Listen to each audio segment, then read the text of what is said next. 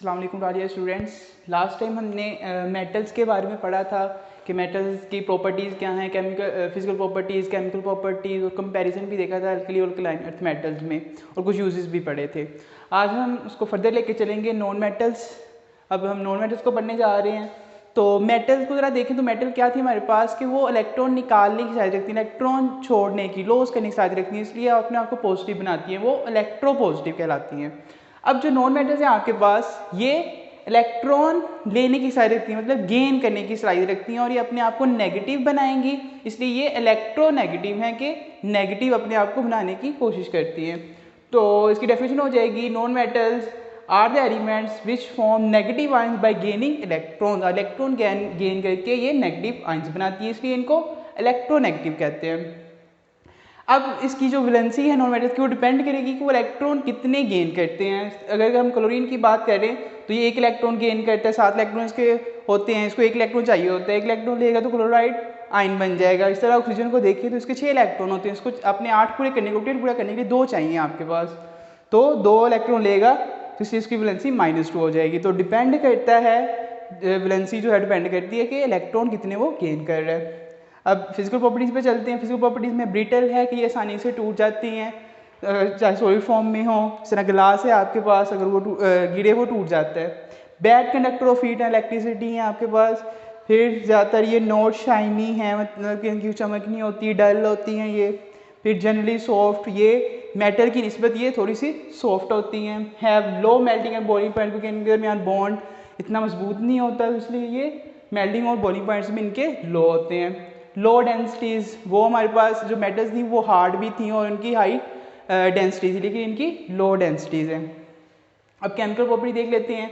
ये चूँकि deficient of electron होते हैं, कि अगर इनमें 5, 6 या 7 इलेक्ट्रॉन्स होते हैं तो इनको अपने इलेक्ट्रॉन पूरे करने के लिए इनके इलेक्ट्रॉन गेन करने पड़ते हैं, फिर ये स्टेबल होती हैं। तो ये डेफिशिएंट ऑफ इलेक्ट्रॉन होते हैं, इनके जो वैलेंसेस होते हैं, इलेक्ट्रॉन की कमी होती है। Form ionic compound with metal, जब भी ये मेटल के साथ, अब याद रखें, जब भी मेटल और नॉन मेटल का रिएक्शन होगा तो वहाँ पर आयनिक कंपाउंड बनेगा, वहाँ पर ट्रांसफर ऑफ इलेक्ट्रॉन होगा from one atom to another atom. तो ये क्या करते हैं आपके पास, form ionic compound with metals, और अगर ये दो नॉन मेटल के दरमियान रिएक्शन हो तो वो आपके पास कोवलेंट कहलाएगा, वहाँ पर शेयरिंग ऑफ इलेक्ट्रॉन होगी, ना कि transfer of electron. Don't react with water, ये वाटर के साथ रिएक्शन नहीं करते। Don't react with dilute acid, dilute acid के साथ रिएक्शन नहीं करते। ये हमारे पास फिजिकल और केमिकल प्रॉपर्टीज थी। नेक्स्ट हम चलते हैं कंपैरिजन रिएक्टिविटी ऑफ हैलोजेंस। अब हम जो फोकस करने जा रहे हैं नॉन मेटल में से, वो हम फोकस करेंगे हैलोजेंस पे। ओके, हैलोजन भी आपके पास नॉन मेटल है, तो अगर हैलोजन को हम समझ लेंगे तो हमें नॉन मेटल को समझने में भी आसानी होगी, क्योंकि सबका बिहेवियर सेम होता है। तो हैलोजेंस देख लेते हैं। हैलोजेंस आपके पास क्या है, ग्रुप 17 एलिमेंट, पीरियोडिक टेबल में जो ग्रुप 17 के जो एलिमेंट्स हैं, फ्लोरीन, क्लोरीन, ब्रोमीन और आयोडीन, ये आपके पास हैलोजेंस कहलाते हैं। अब ये जो, अब इनकी एग्जिस्टेंस देख लेते हैं। अब ये जो फ्लोरीन और क्लोरीन है, ये गैस फॉर्म में एग्जिस्ट करती हैं, और गैस फॉर्म में, क्योंकि जो ग्रुप में अगर हम जाएं तो जब से ऊपर वाले जो एलिमेंट्स हैं वो आपके पास, उनमें इंटरमोलिक फोर्स इतनी ज़्यादा नहीं होती, तो इसलिए वो गैसेस फॉर्म में एग्जिस्ट करती है। लेकिन जैसे हम नीचे आती हैं तो जो इंटरमोलिक फोर्सेस हैं वो स्ट्रॉन्ग होती जाती हैं, तो आपके पास वो गैस स्टेट से फिर लिक्विड में, लिक्विड से फिर वो सॉलिड में वो एग्जिस्ट करेगी। फिर जो ब्रोमीन है, ये इंटरमीडिएट है इन दोनों के दरमियान ग्रुप में, तो ये लिक्विड स्टेट में एग्जिस्ट करेगा, क्योंकि इसमें इनकी निस्बत थोड़ी सी स्ट्रॉन्ग होती है, जो इंटरमोलिक फोर्स है। और आयोडीन जो है उसमें तो सबसे ज़्यादा स्ट्रॉन्ग होगी, वो सबसे नीचे है, तो वो सॉलिड स्टेट में एग्जिस्ट करेगी। और इसमें ये है कि मैंने बता दिया मैंने कि ये ग्रुप 17 से ताल्लुक़ रखते हैं, तो इसके 7 इलेक्ट्रॉन्स होंगे आपके पास। इनकी इलेक्ट्रॉन कन्फिगरेशन कुछ ऐसी होगी कि S में वो 2 इलेक्ट्रॉन होंगे और P में वो 5 इलेक्ट्रॉन होंगे, NH2 और NP5। N और N या शेल नंबर को रिप्रेजेंट करता है। ये फ्लोरीन, क्लोरीन सबके लिए डिफरेंट होंगे, जिस तरह से उनकी इलेक्ट्रॉन कन्फिगरेशन करेंगे हम। ये हमारे पास सिंपली इंट्रोडक्शन था हैलोजेंस का। अब आगे इसकी नेक्स्ट चलते हैं हम रिएक्शंस पे। सबसे पहला रिएक्शन जो है वो ऑक्सीडाइजिंग प्रॉपर्टी है। अब अगर हम इन चारों में से जो बात करें, सबसे स्ट्रॉन्गेस्ट जो है ऑक्सीडाइजिंग एलिमेंट वो फ्लोरीन है, क्योंकि फ्लोरीन की इलेक्ट्रोनेगेटिविटी सबसे ज़्यादा है। पूरी टेबल में 118 एलिमेंट्स हैं, और 118 एलिमेंट जो सबसे ज़्यादा इलेक्ट्रोनेगेटिव है वो फ्लोरीन है, और इसकी 4 इलेक्ट्रोनेगेटिविटी होती है। अब अगर हम बात करें क्लोरीन की तो वो इससे कम इलेक्ट्रोनेगेटिव होगा या ऑक्सीडाइजिंग। और अगर ब्रोमीन की बात करें तो वो क्लोरीन जो है वो उससे ज़्यादा होगा। और अगर आयोडीन की बात करें वो सबसे कम होगा। तो ऑक्सीडाइजिंग, असल में ऑक्सीडाइजिंग प्रॉपर्टी का मतलब होता है कि खुद रिड्यूस होना और दूसरों को ऑक्सीडाइज करना, दूसरों से इलेक्ट्रॉन छीनना और खुद उनको गेन करना। तो हमें रिएक्शन में अगर हम लें फ्लोरीन और KCl के दरमियान रिएक्शन है। अब अभी हमने बात की कि जो फ्लोरीन है वो सबसे ज़्यादा ऑक्सीडाइजिंग एलिमेंट है। तो ये क्या करेगा, यहाँ से इसको रिप्लेस करवाएगा पोटाशियम को। तो पोटाशियम का अपने साथ रिएक्शन करेगा, उसके इलेक्ट्रॉन खुद लेगा और क्लोरीन को वहाँ से रिलीज़ करवा देगा। ये क्यों? क्योंकि फ्लोरीन क्लोरीन से ज़्यादा ऑक्सीडाइजिंग प्रॉपर्टी रखता है। इस तरह से अब अगर क्लोरीन और ब्रोमीन के दरमियान मुकाबला हो तो क्लोरीन जो है वो ज़्यादा इलेक्ट्रॉन लेगा बनिस्बत ब्रोमीन के। अब ये बिल्कुल सेम रिएक्शन है, क्लोरीन हमने लिया हुआ और KBr है। अब पोटाशियम जो है वो क्लोरीन के साथ मिल जाएगी और जो ब्रोमीन है वो वहाँ से रिलीज हो जाएगा। फिर वही बात आपने देखना है कि किसकी ज़्यादा ऑक्सीडाइजिंग प्रॉपर्टी है या जो कौन सा ज़्यादा इलेक्ट्रोनेगेटिव है, फिर उसके साथ उसका रिएक्शन करवा देना। बाकी वो दूसरा वो वैसे ही गैस फॉर्म में निकल जाएगा। अब हम चलते हैं रिएक्शन विद हाइड्रोजन से। अब हाइड्रोजन अगर रिएक्शन हम देखते हैं तो जब भी हाइड्रोजन के साथ रिएक्शन होगा तो वहाँ पर हैलाइड बनेंगे आपके पास, हाइड्रोजन और एक आपके पास जो भी उसके साथ रिएक्शन करवाएंगे हम, फ्लोरीन क्लोरीन या ब्रोमीन कोई भी हम करवा सकते हैं। अब हाइड्रोजन का हम रिएक्शन सबसे पहले करवा रहे हैं फ्लोरीन के साथ। अभी हमने बात की फ्लोरीन जो है वो ज़्यादा रिएक्टिव है तो इसको खास कंडीशन नहीं चाहिए होती जो कि बाकी तीनों को चाहिए होंगी तो रिएक्शन करने के लिए। तो आपके पास ये जो फ्लोरीन के साथ जो रिएक्शन है ये डार्क, मतलब कि लाइट ना भी हो काम चल सकता है, कूल स्टेट में ये रिएक्शन करवा लेगा और 2HF हाइड्रोजन फ्लोराइड बना देगा। अब क्लोरीन की अगर बात करें तो क्लोरीन जो है वो इतनी इजीली से रिएक्ट नहीं करेगा, हमें कुछ एनर्जी चाहिए, वो हम एनर्जी जो प्रोवाइड करेंगे वो in the form of sunlight करेंगे, because light is a form of energy.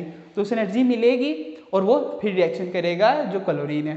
Bromine जो है वो सनलाइट से काम नहीं चलेगा, हमें थोड़ा सा हीट भी करना पड़ेगा तब रिएक्शन होगा, तो हमें उसके लिए हीट चाहिए, तो फिर हाइड्रोजन ब्रोमाइड बनेगा। फिर अगर हम बात करें आयोडीन के साथ रिएक्शन की तो हमें हीट भी करना पड़ेगा, हमें कैटलिस्ट की ज़रूरत भी पड़ेगी। कैटलिस्ट आपके पास एक खास कंपाउंड्स होते हैं जो कि रिएक्शन को तेज़ करने के लिए यूज़ होते हैं आपके पास, तो हीट और कैटलिस्ट आयोडीन के लिए हमें चाहिए। फिर reaction with water, reaction with water बिल्कुल सेम तरीके से ही होगा। उसको देखते हैं, फ्लोरीन लिया हुआ है और H2 लिया हुआ है, डार्क और कूल स्टेट है, ये आपने स्टेट से याद रखनी है कि हमें क्या क्या चाहिए रिएक्शन के दौरान।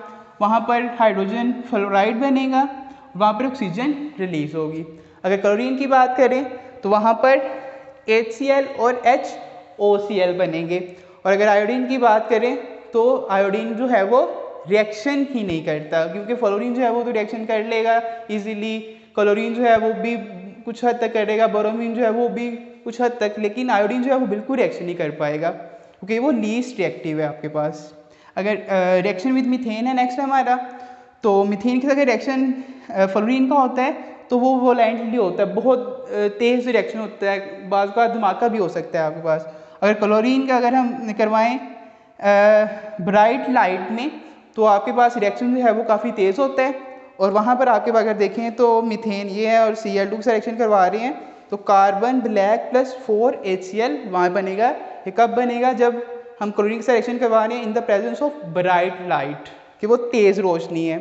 फिर अगर लाइट जो है आपके पास डिफ्यूज्ड हो, अब डिफ्यूज लाइट के साथ हम क्लोरीन के साथ रिएक्शन करवा रहे हैं मीथेन का, तो वहाँ पर 1 by 1 हाइड्रोजन निकलेंगे। अगर हम इधर बात करें ब्राइट लाइट में तो जो CH4 है, H4 हाइड्रोजन है, वो सारे ही यहाँ से रिप्लेस हो गए हैं, वहाँ से निकल चुके हैं सारे। लेकिन अगर हम इधर बात करें डिफ्यूज लाइट में तो 1 by 1 निकलेंगे। पहले एक हाइड्रोजन निकलेगा तो CH3 बच जाएगा, ये देखें CH3, और साथ उसको वैलेंसी पूरी करने के लिए क्लोरीन आएगा।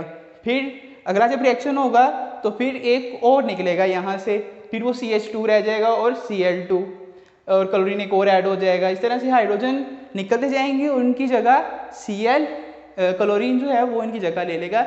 ये रिएक्शन होगा डिफ्यूज सनलाइट में। आगे है reaction with sodium hydroxide.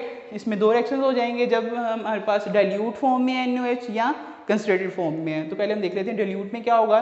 Dilute में क्या है, आपके पास NaOH और Cl2 लिए हुए हैं, वहाँ पर NaCl सॉल्ट बनेगा, NaOCl सोडियम क्लोराइड बनेगा। आपने याद रखना है कि जब ऑक्सीजन एक है तो वो क्लोराइड होगा ITE के साथ, और H2O बनेगा। जब कंसनट्रेटेड की बात करें, जब कंसनट्रेटेड फॉर्म में होगा NaOH, तो वहाँ पर क्या होगा, आपके पास 5 NaCl, और वहाँ पर जो बनेगा NaClO3, इसको हम पढ़ते हैं सोडियम क्लोरेट, ATE आएगा लास्ट पे, क्योंकि O3 है, O3 है इसमें, और वहाँ पर 3H2O भी लिख लेंगे। ये भी आपने इसको अच्छे से देख लेना है कि NaOH के साथ डाइल्यूट में और कंसनट्रेटेड में क्या फ़र्क है, किस तरह से रिएक्शन होता है।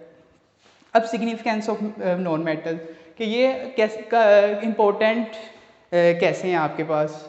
पहला पॉइंट है इसका अर्थ क्रस्ट। अगर हम अर्थ क्रस्ट की बात करें तो वहाँ पर ऑक्सीजन जो है वो मोस्टली पाई जाती है, 47% है आई थिंक, और फिर अगर ओशन की बात करें तो वहाँ पर 86% पाई जाती है ऑक्सीजन, और अगर एटमॉस्फेयर की बात करें तो वो 21% पाई जाती है। तो इससे पता चलता है हमें कि ये जो नॉन मेटल है कि ये कैसे हमारे लिए इंपॉर्टेंट है, एटमॉस्फेयर में भी है, ओशन में भी है, अर्थ क्रस्ट में भी है, essential part of our body. अगर हम अपनी बॉडी की खुद बात करें तो 4 elements, hydrogen, carbon, nitrogen, oxygen वगैरह, ये मिलकर 96% of mass of a body, हमारी बॉडी का 96% ये मैस बनाती हैं चारों मिलके। Existence of life, 2 gases oxygen और कार्बन डाइऑक्साइड, ये लाइफ की एग्जिस्टेंस के लिए बहुत ज़रूरी है। अगर ऑक्सीजन की बात करें तो हम वो ब्रीथ करते हैं, हमारी रिस्पिरेशन के लिए ज़रूरी है, सांस का अमल उससे होता है। अगर कार्बन डाइऑक्साइड की बात करें तो फोटोसिंथेसिस तब नहीं हो सकती जब कार्बन डाइऑक्साइड ना हो, पौधे खुराक नहीं तैयार कर पाएंगे, तो हम भी नहीं खा पाएंगे अगर वो तैयार नहीं करेंगे। तो एग्जिस्टेंस ऑफ लाइफ, प्लांट्स और एनिमल्स दोनों के लिए ये नॉन मेटल बहुत ज़रूरी है, ऑक्सीजन और कार्बन डाइऑक्साइड, कार्बन और ऑक्सीजन के जो कंपाउंड्स हैं। मेंटेनेंस ऑफ लाइफ, मतलब कि हम जो खाते हैं, जो चीज़ें खाते हैं, वो भी असल में उनमें भी अगर विटामिन की बात कर रहे हैं, कार्बोहाइड्रेट की, लिपिड्स की, वो भी आपके पास नॉन मेटल से ही मिलके बने हैं। कार्बन, हाइड्रोजन, ऑक्सीजन के कंपाउंड्स हैं ये भी। तो ये भी हमारे लिए लाइफ को मेंटेन रखने के लिए ज़रूरी है। कम्युनिकेशन, मतलब कि हमारे आमदोरफ्त के लिए हमें फ्यूल की ज़रूरत पड़ती है, CNG वगैरह, पेट्रोल वगैरह, तो भी सारे के सारे आपके पास नॉन मेटल्स के बने हुए हैं।